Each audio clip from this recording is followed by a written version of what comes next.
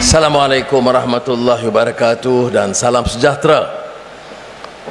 Alhamdulillah rabbil alamin, nahmaduhu wa nusalli ala rasulihil karim. Saudara saya, Ketua Menteri Sri Haji Ji, teman-teman Ketua Menteri, Saudara Dua Hakim, Masidi, Iwan, Menteri-Menteri Persekutuan, Menteri Negeri, rakan-rakan yang saya muliakan. Alhamdulillah kita dapat bersama-sama pada petang ini. Saya memilih untuk hadir untuk menunjukkan bahawa selesai pilihan raya, waktu untuk kita mula bekerja. Dan saya juga nak beri penjelasan dan gunakan majlis ini. Terima kasih kepada Ketua Menteri dan Datuk SUK menyelenggarakan untuk memberi jaminan kepada rakyat Sabah bahawa musim pilihan raya itu masih musim terbaik. Kita mendengar keluhan, usul rakan-rakan kita, sama ada yang diketuai oleh Datuk Panglima Haji Ji ataupun juga rakan-rakan dalam pembangkang yang diketuai oleh Datuk Syafiee Afdal. Sekadar mendengar pandangan, menilai, tapi yang pentingnya ialah bagaimana kita boleh bekerjasama melaksanakannya. Saudara-saudari, sebelum saya teruskan, kerana saya tidak dapat hadir semalam acara mengiringi jenazah Allahyarham sahabat saya Abu Mukhtar, saya nak lahirkan ucapan takziah dan mendoakan kepada Allah SWT, mudah-mudahan roh beliau diberi rahmat, diangkat sebagai para salihin, dan mohon keluarganya bersabar menempuh ujian ini. Seperti mana disebut oleh Ketua Menteri Saudara Haji Ji, pilihan raya sudah berakhir untuk kita hadapi 5 tahun akan datang. Dan seperti mana juga yang kita jangka, ada yang rasa gembira, ada yang sedikit kecewa. Itu lazim dalam pertarungan demokrasi. Tetapi kematangannya ialah bila kita terima dengan baik, dan kebijakannya atau hikmahnya adalah kita gunakan kesempatan itu mendengar secara serius apa yang disuarakan, apa yang jadi tuntutan, apa yang dibanggakan oleh rakyat, apa yang diresahkan oleh mereka. Dan saya bersyukur walaupun saya di sini sekitar 2 hari saja, tapi kita tinjau dari dekat ya, dan menemui ramai tokoh-tokoh dan melihat sendiri kekuatan suku-suku kaum, daerah-daerah, bandar, pinggir bandar, desa dan pedalaman, dan bagaimana kita dapat tingkatkan usaha kita.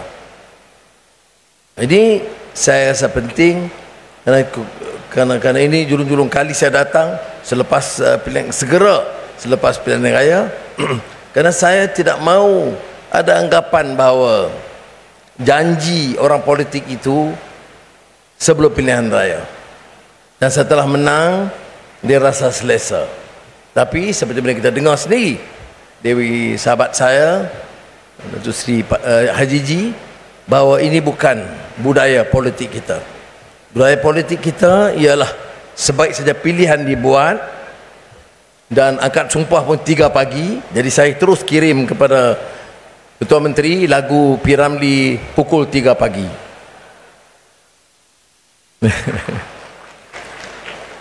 Jadi sekarang ni untuk Sabah, kau nak popularkan lagu pukul 3 pagi, it's okay. We take it in good faith, good stride, ya. Baik. Apakah isu-isu yang saya dengar? Tadi Saudara Ketua Menteri menyebut isu-isu dekat.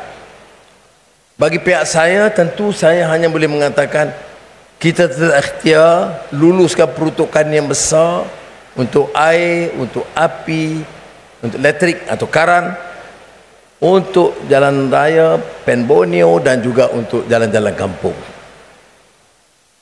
Tapi bagi rakyat yang di sana, dia kata betul lah.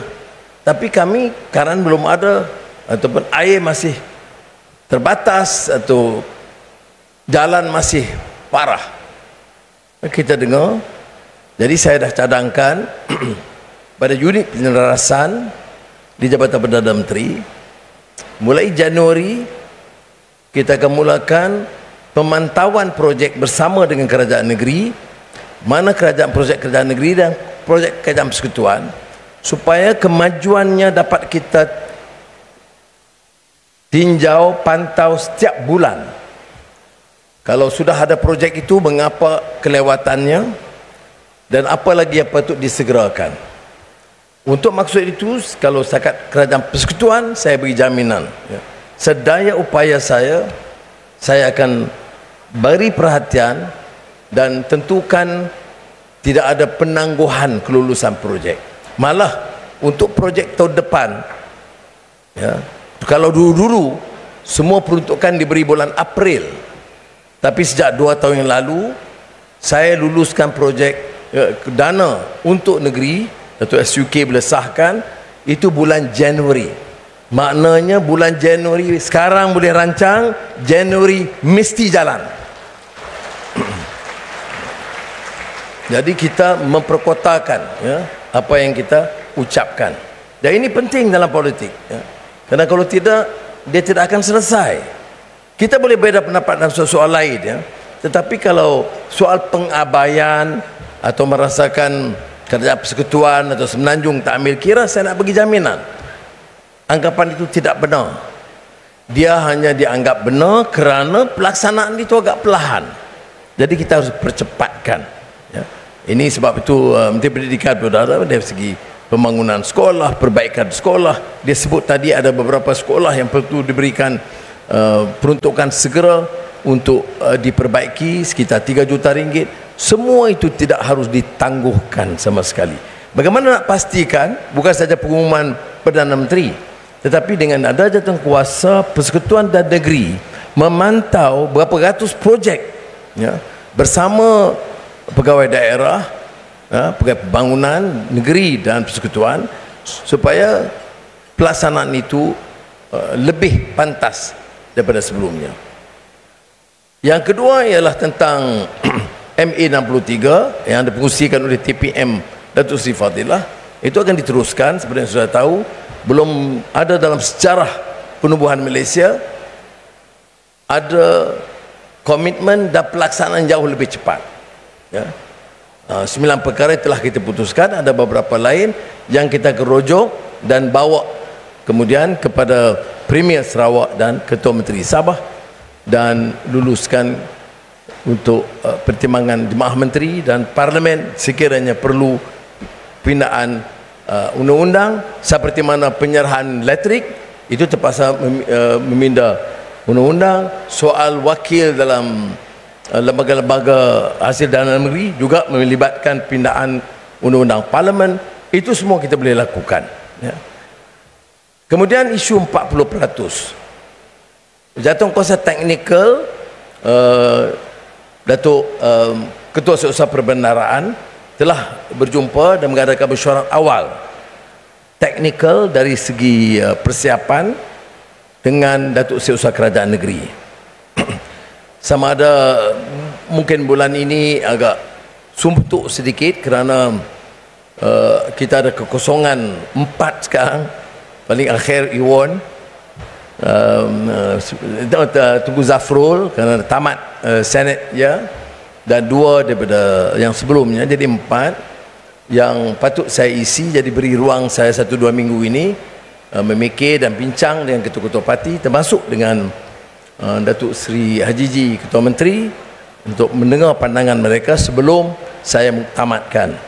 Jadi mungkin syarat pertama itu kita buat sebelum pertengahan Januari tahun depan, tentang kaedah parameters dalam soal 40%, supaya beri keyakinan betul-betul kepada Sabah. Ini bukan soal cari dalih. Ya.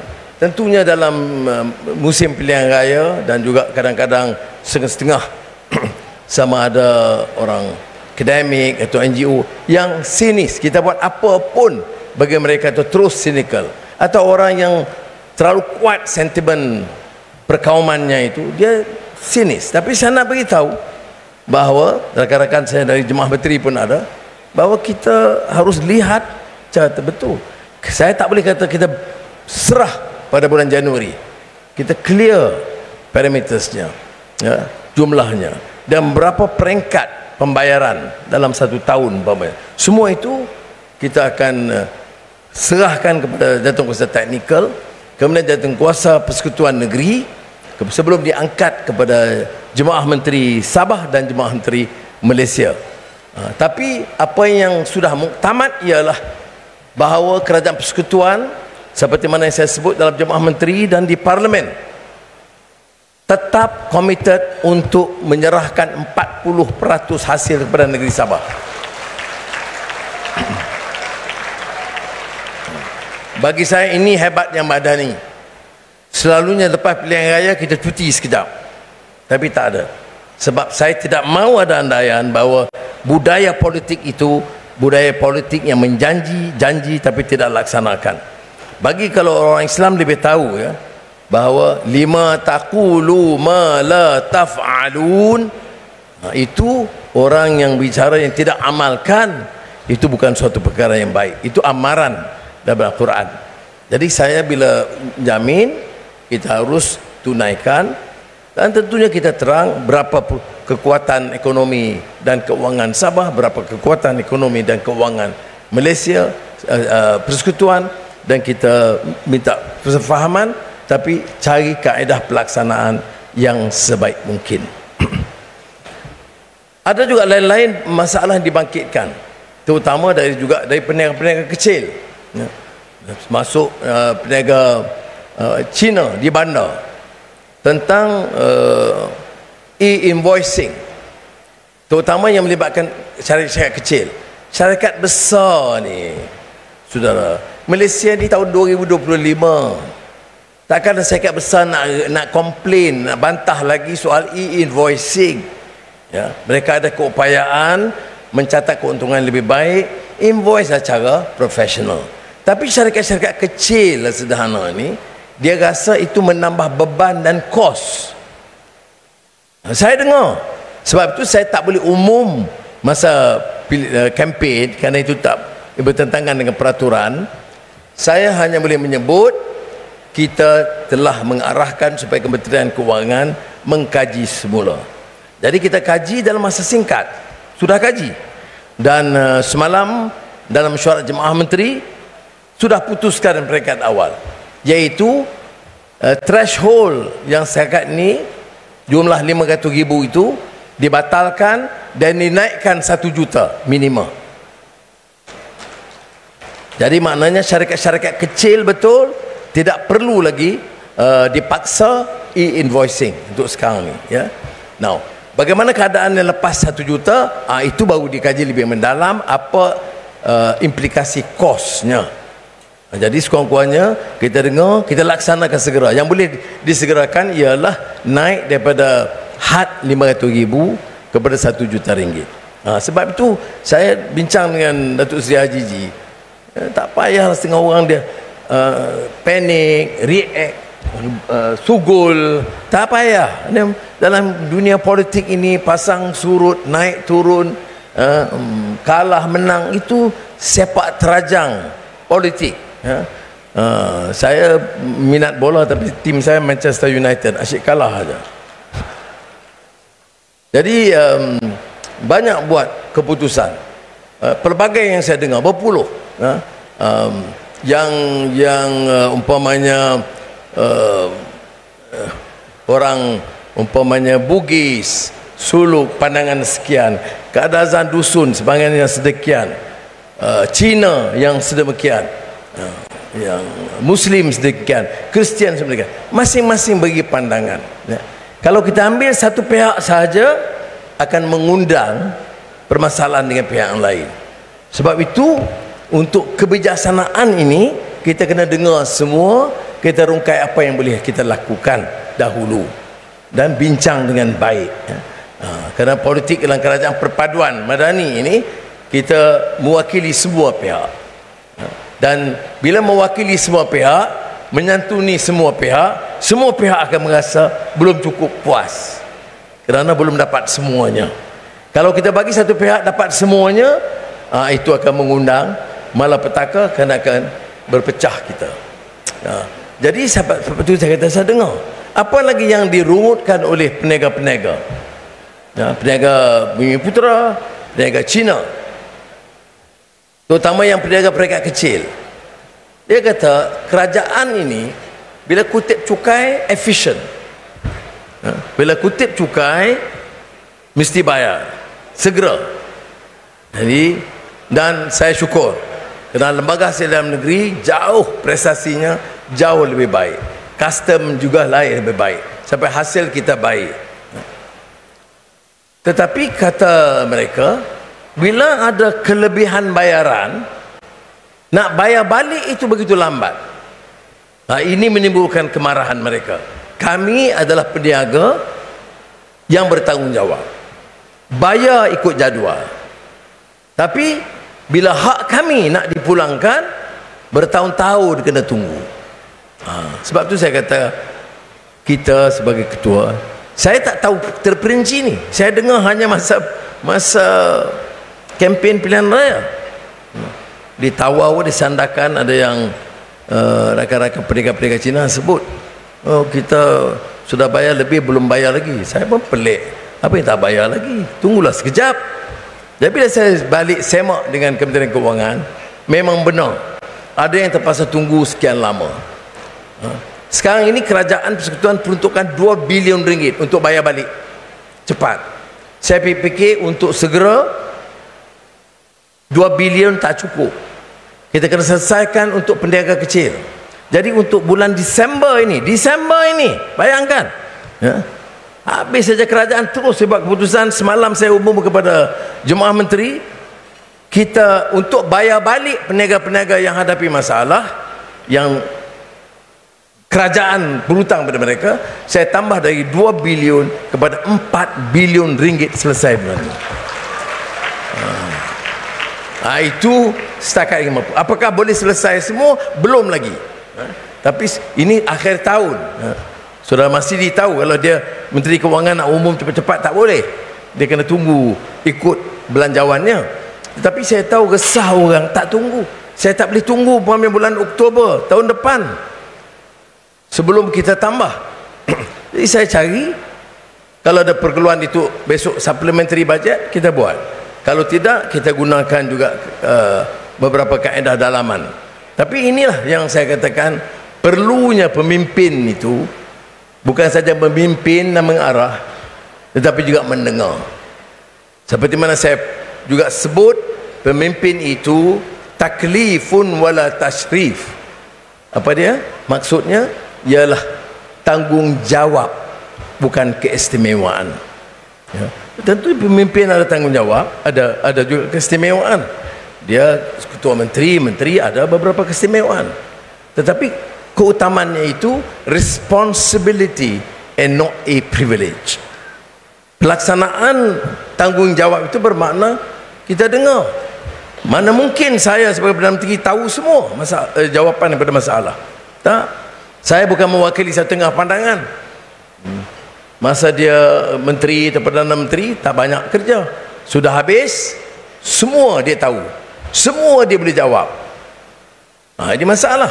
Sebab itu saya beritahu Kabinet Sabah ada depan saya ni, dan saya dan juga Kabinet Persekutuan, kalau kita nak buat kerja, kalau kita ikhlas dalam amal kita, lakukan apa yang sedaya upaya sekarang, tidak tunggu setelah kita pensiun duk bebel tiap-tiap hari. Bagaimana kita boleh tahu tanggungjawab kita sekarang? Ya, yang kita dengar, yang kita rancang, yang kita lontarkan dalam kerangka Malaysia Madani, Industri Master Plan, energy transition, digital transformation, national semiconductor strategy, dan di sini blue economy. Itu rancangan. Cukup? Belum. Kita kena dengar juga daripada khalayak, daripada rakyat di bawah. Apa yang saya respon hari ini, dari masalah basic api, air dan jalan, kepada soal sistem percukaian, e-invoicing, dan juga bayar balik yang kita tambah dari 2 hingga 4 bilion ringgit, ialah kerana kita dengar keluhan rakyat. Yang penting, Saudara Jiji, saya sekali lagi lah, lupa, saya tak ucap tahniah kepada Ketua Menteri. Tahniah setinggi-tingginya, Saudara Jiji. Kena belajar style dia tahu, relax, tenang saja, tapi gemuruh di dalam, di luar tenang saja, menang pula akhirnya. Tahniah, alhamdulillah. Tapi yang penting disebut, kita kerja sebagai satu pasukan. Ini bukan soal parti lagi, ya, bukan siapa betul, siapa menang, siapa kalah. Menang pun katanya 36. Saya tengok ada yang hantar pada saya, Datuk Seri, these people shouldn't be too excited because they won only by 30% of the votes, 70% not with them. Ini sistem demokrasi. We move on, dah sudahlah, ya. Saya tak marah yang pilih mana ke. Saya beritahu kawan saya pun dalam DAP, it's okay, ya. Kalau dia ikhlas, saya percaya rakyat akan tentu akan menghargai dan akan meritakkan harapan kepada mereka, ya. Dan kalau yang dah putus nak pilih parti-parti lain, it's okay, hak mereka. Tapi sekarang tumpuan kita ialah melaksanakan kata, ialah untuk menjalankan. Dan pada hari ini, setakat yang tempoh seminggu ini, dalam mesyuarat kabinet pertama hari Jumaat semalam, setelah pemilihan kerajaan baru di Sabah, kita telah buat beberapa keputusan besar, untuk sekali lagi, untuk elektrik, air dan jalan-jalan kampung. Itu saya beri jaminan kita akan tingkatkan peruntukan sedaya upaya kita dalam tempoh 1-2 bulan ini, bukan lambat daripada itu. Jadi sekali lagi, Saudara Ketua Menteri dan rakan-rakan, saya ucap terima kasih. Saya hargai persahabatan ini, dan saya bagi pihak Kerajaan Persekutuan amat hargai dukungan dan muafakat yang kukuh di antara persekutuan dan negeri untuk kepentingan rakyat jelata. Kita boleh bertempur, boleh bergaduh, yang sengsara rakyat. Jadi lebih baik kita gunakan kuasa, pengaruh, kebijakan kita untuk memperkukuhkan persahabatan dan kerjasama di antara dua negeri, kerajaan negeri dan persekutuan. Dan pastikan mulai sekarang, hari ini, bulan Januari dan berikutnya, kita laksanakan secepat mungkin. Terima kasih. Assalamualaikum warahmatullahi wabarakatuh.